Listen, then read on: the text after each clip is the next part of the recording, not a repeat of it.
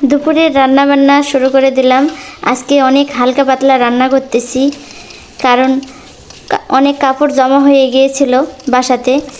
অনেক কাপড় কাচার পরিকল্পনা ছিল, সেজন্য হালকা কিছু রান্না করলাম। আজকে ডিম দিয়ে আলু দিয়ে তরকারি রান্না করে ফেললাম, আর ভাত, সাদা ভাত রান্না করলাম। রান্না বান্না শেষ হয়ে গেল। রান্না শেষ হয়ে খেয়ে দিয়ে আজকে যেহেতু শুক্রবার, সেই তো আজকের দিনটা খুবই আমার কাছে স্পেশাল একটা দিন। আজকের দিনের ইবাদতটা খুবই গুরুত্বপূর্ণ।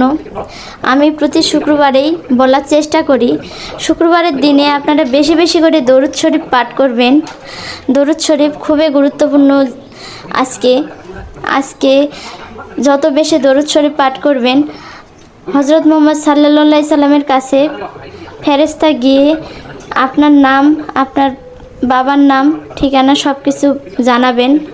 সেজন্য যত বেশি পারেন দরুদ শরীফ পাঠ করেন। আসসালামু আলাইকুম।